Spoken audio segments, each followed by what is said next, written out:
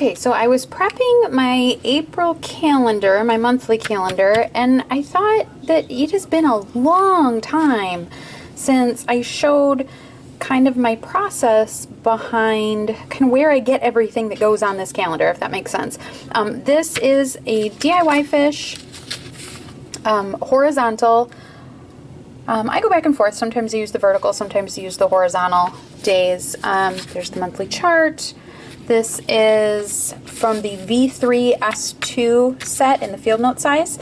Goes in there. And I have so much stuff on my desk right now, you guys. I kind of thought I'm going to try to take you guys through how I do this and where everything that ends up on this calendar comes from. Okay, so for starters, here is what the March calendar looked like completed. There's about a week left in the month. So there's so you can get a good idea. I've posted some pictures of this on Instagram. Did you get your mug, buddy? Yes. And I apologize for the lighting, you guys. There's so much cloud cover today. Stickers I've been using are from Planner Kate. They are very pretty. Her color choices are beautiful, and I love that they're super, super functional. So this is what I'm using for April. I did already pull the washi strips off of there. As you can see, I kind of had to put two of them together there to make that fit, and then I used a little bit of another one to decorate in my journal a little bit, and then here is the other washi strip up here. And then these wide labels in the center, I label these two columns with. Okay, which I didn't do for March, but here is, so you guys can kind of see the finished product. That's sort of what it looks like. And yeah, it's pretty. I mean, don't get me wrong, it's gorgeous, but it's super functional. Like, I really loaded up. Now, I don't know that April will be quite as full. Actually, you know what? It will. We have about a week and a half in here where I think we have 4 birthdays total. So, I am going to start setting up, since that was March, I'm going to start setting up April. And I'll show you guys where, kind of how I keep track of all the information that ends up on here. And while we're here, I really should have just put this on the tripod and sat on the floor. I didn't think I would make it sitting on the floor that long showing you guys all this. And if it's on the floor, Liam really wants to help, and that's never good. I mean, it's good, don't get me wrong, but it would be a video that took all day to record. What I do as far as assembling this, my month and my weeks go together. And so this is, I'm filming this in little segments, and I don't remember if I said already. This is DIY Fish V3S2 in the field note size. So horizontal monthly calendar, chart on the back. I have 2 columns here for spiff, and then these are the weeks. So if you watched my March setup video, you've seen this. This is what it looks like before I put anything on it. And then all I do is the line all the way to the right on the monthly calendar when you print it where it says sew, I fold it right there, and I honestly just tape it to the back of the little booklet that is formed by the weeks. Okay, I hope that this makes sense, but when I'm filling out my monthly calendar, I start with the things that I put in the bottom of the boxes, and then I work my way up, if that makes sense. So, for example, like road trips for Mike are in red. So if I'm going to mark those, I don't want this long red horizontal line going right across the center of the boxes. That just bugs me. I like it being right along the bottom. So Mike's travel, anytime we have kids coming and going, like Clayton coming back and forth from school, if Dakota's going to be gone for the weekend, for, to his girlfriends or whatever, those are things that I mark near the bottom of the box, especially hockey, because hockey isn't something that I am physically required to be at, but I do need to know, when Mike's going to be home versus when he's going to be on the road, right? So I start with everything that's going to kind of live in the bottom portion of the boxes. So that was the March calendar. So on the April calendar, I did already put these 2 in, and I think I'll probably move them. I actually decorated this like a couple weeks ago. I got the kit, and I got so excited, so I played with it a little bit, and then I thought, okay, I'm getting a little bit ahead of myself. I'm going to put it away for a little bit. But we got 1 more week left in March, so I need to get this put together. So what I'll do is these payday stickers, I actually, if there's any hockey on either one of those days, which I think there may be, I will peel those up and I will scoot them up in the box because all the hockey stuff tends to live in the bottom portion of the boxes for me because I don't have to be there. Home games we go to when it works out in our schedule. Obviously away games we're not, but I do need to see when Mike is on the road. So that's the first thing I'm going to do is pull the hockey schedule and the game locations from, I'm trying to turn my page, from here. Okay, this is my month on one page or month on two pages horizontal from Marcia Bermucci. So I will pull the games from there. I do not have the locations over here, but I can see if they're home or away. I have the locations in a file in my Dropbox folder. So I'll see if they're home or away games. I'll start prepping the stickers. I use these little ones here, and I will get those put into the boxes. I put those at the bottom. Okay, so I pulled all of the hockey dates and put them on the small stickers that are this column and this column here. And any travel I marked with little horizontal lines along the bottom of the boxes across the days of travel, obviously. I added from my forward planning calendar. I keep flipping to March. I added from here the days that the kids are off school and what day Easter is. And what else have I pulled on here? Oh, a couple of the birthdays. Actually, I need to add one more birthday sticker on here. But these are, I just put whose birthday. So that is what it's looking like so far. Now, as far as this section goes, this month, I might not be adding a whole lot more to this. We're waiting to hear, one of the boys is on the esports team at his high school, and this is the first season he's done it, so we're not sure how long the season goes, and he's not sure if he wants to maybe play tennis this year. So I'm going to obviously need to add in those practice times. Those I add in just with ink. I will show you on the March calendar. So any of these green lines that are near the top, because his practice is about 2 hours long roughly, I cover a couple of boxes across the top showing that it's just on that day. So then the next thing I would do on here, because my dates are pretty much done for now, don't get me wrong, this gets added to throughout the course of the month. The only other thing I do is I take, like I have up here, I have, oh my gosh, it's completely escaping me. You guys know what I mean. I have my tab that I put along whatever is the current week. So I can pull this out quickly, find the current week. Every week when I'm setting up my weekly calendar, Liam gave me a straw, that was my lightsaber. Like he has toy lightsabers, but apparently the straws are lightsabers. So when I'm setting up this first week, obviously there'll be some overflow because the 1st of April isn't until a Saturday, but I reference my monthly calendar and I pull from this to put onto this. Okay, and then a quick look at the weekly setup, which I'm going to show you guys in a separate video, is, you know, I pull all of the appointment, date sensitive type of stuff from here. Oh my goodness, thank you. Those are, what color are they? Red. Are you sure they're red? They look kind of red in the camera, don't they? They're actually very orange. Are those beads from Nana? Yeah, they are. Can you hold them for a moment? I put all the date-sensitive stuff on this side. Wait a moment. And then I put, I'm almost done, okay? Like 10 seconds. Can you count down? 1, 2. No, count down. 10. 10. 9. So I put all the date-sensitive stuff over here. All the project and task-oriented and tracking stuff goes over here. 8, And as soon as Liam is done counting down, I will tell you guys the other thing I put over here. I'm going to pull out where I get that from.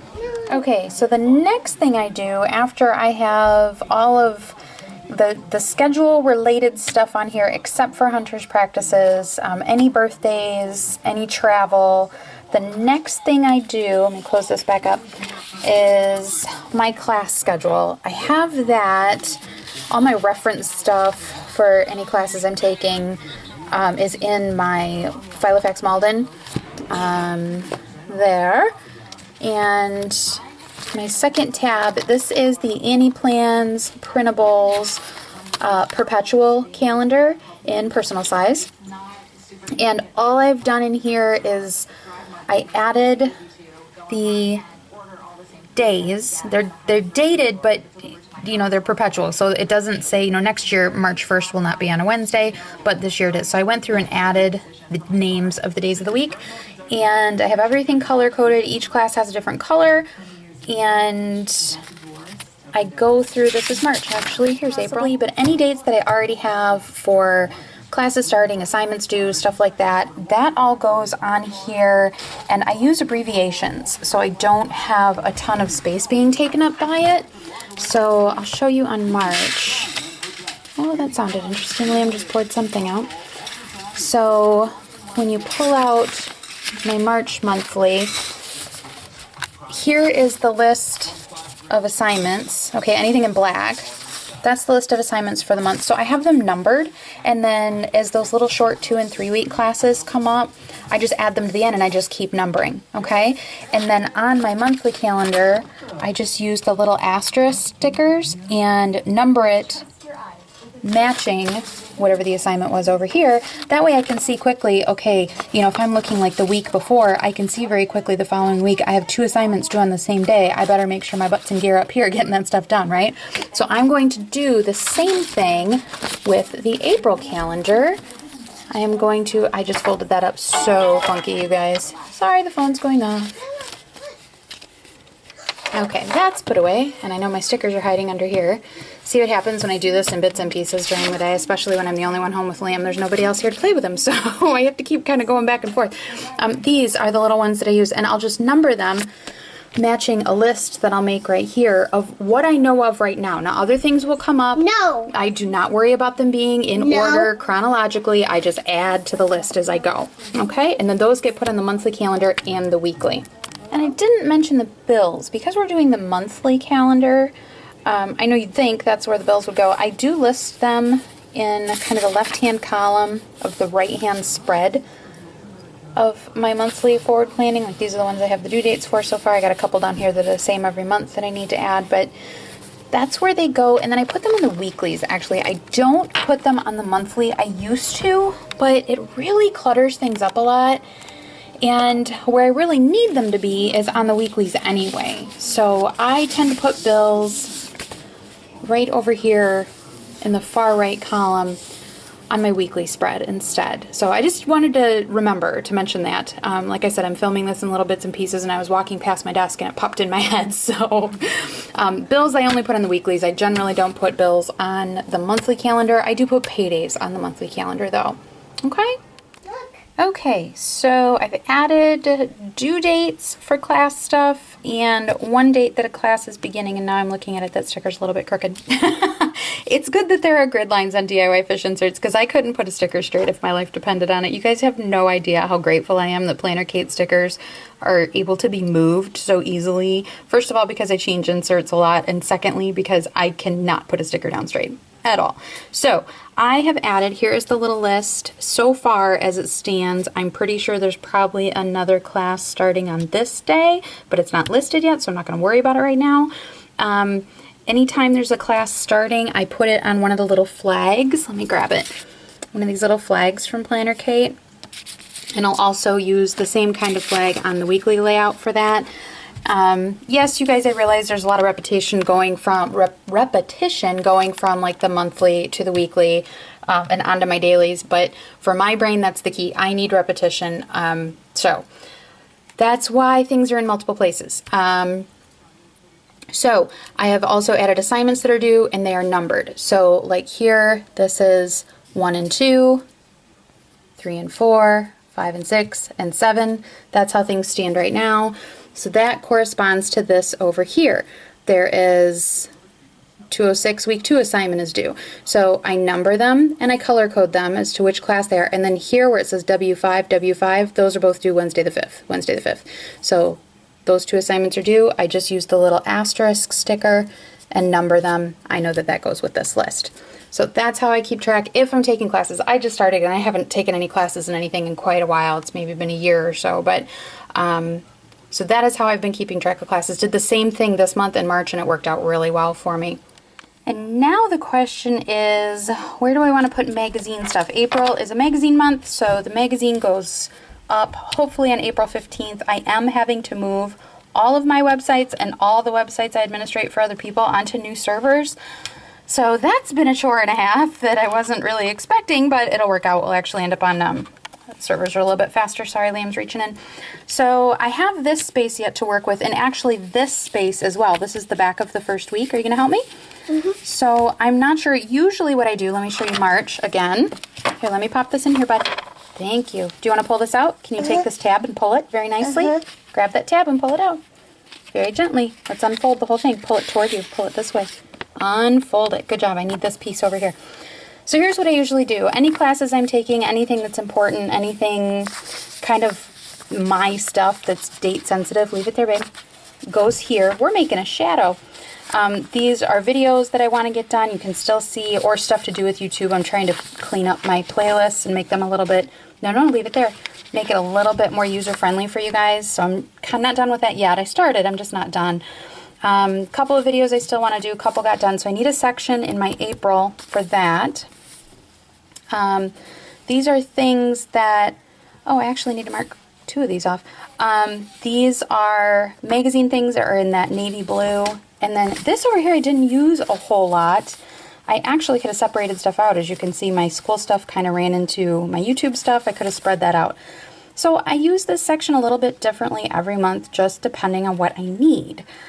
So I'm thinking for April, what I'm thinking is I'm going to leave, I need space for magazine stuff. That's my big thing. It is all back here in the project section of this. Don't get me wrong, it's all in there and it's all laid out in Evernote and whatnot, but I'm still trying to figure out what I want to do with this extra space. And you guys have asked, how do you make things look so organized? Believe me, they're not necessarily organized. Doing stuff like, let me move the camera a bit for a second. Doing stuff like this, laying it all out someplace else first so that when I put it on my monthly calendar that I know I'm always going to have with me, it's going to be neat, at least as neat as I need it to be, is like necessary for me. That's an absolute necessity. So here I just plan stuff out. As you can see, this class got canceled. I just crossed it off. Wasn't worried about it. I can cross stuff off in here. It's okay. But I do find it distracting if I get a lot of things crossed off. I tend to use the whiteout pretty prodigiously sometimes. So I know I'm going to want magazine space, and because these have a box on each line, that's not quite, yep, right there, point at the boxes. That's not quite enough space for magazine stuff. I just need kind of an overview of the issue that I can see quickly.